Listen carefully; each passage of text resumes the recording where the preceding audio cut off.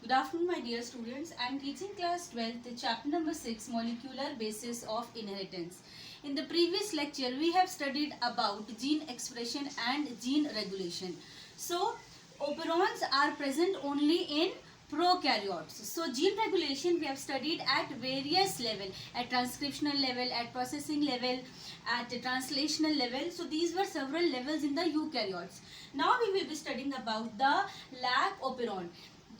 Jacob and Monod in the year 1961, they were the first scientists to propose the concept of operon. So what is operon? Operon is the structural genes are regulated by a common promoter and repressor gene. So what are the structure of, now we'll be studying about the structure of lac operon. So what is there in the lac operon? So lac operon contains a repressor gene. This repressor gene is indicated by small I. This small I does not mean inducer. This small I means inhibit. It means inhibit. Okay students, the second part of the structure of lac operon is they contain 3 genes. What are these 3 genes? It means Z, it codes for an enzyme known as beta galactosidase. What is the function of this beta galactosidase enzyme? It hydrolyzes lactose. Lactose is a disaccharide. It breaks the lactose into glucose and galactose. This is the function of beta gal or beta galactosidase. Okay students, the next gene is the Y gene. It codes for an enzyme permease. So what is the function of this permease enzyme? It allows the entry of these lactose molecule inside the cell. Next is the A gene. It codes for trans-acetylase enzyme, and these are polycistronic. Now let us understand the structure of these lac operon. What it says, we have told you what is a operon. Operon contains a promoter, a common promoter, and this was repressor gene. It was denoted by small I, and here we were having promoter gene and here we were having operator gene. Okay students, after this operator gene we were having the structural gene Z, small y and small a. So there are 2 conditions. Basically, normally the bacteria goes for taking up the glucose, the carbon source for taking its nutrients. But if the bacteria is present in the lactose environment, then what will happen? So there are 2 cases. There are 2 cases.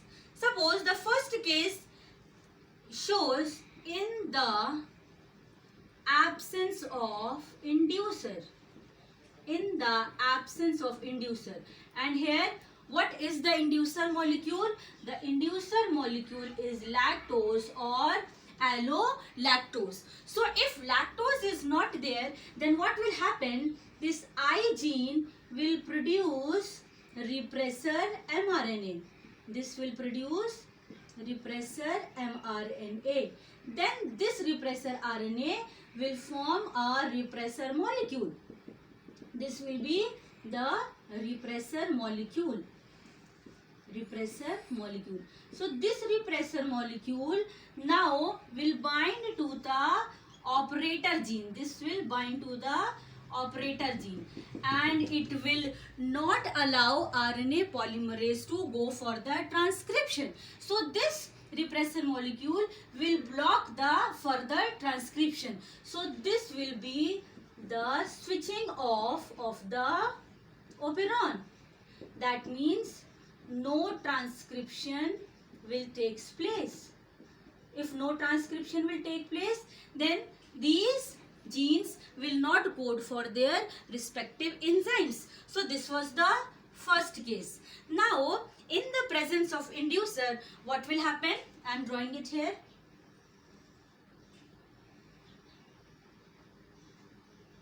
This was again the promoter, this was again the I gene, and this was again the promoter, this will be the operator, then again Z, Y, A. So the second case will be in the presence of inducer. That means if lactose is present, then what will happen? Same way, this I gene will be producing repressor mRNA, and again this repressor molecule will be formed. But this repressor molecule will not be able to bind with the operator. So instead of this repressor molecule will bind. So what is this inducer? This inducer will be your lactose.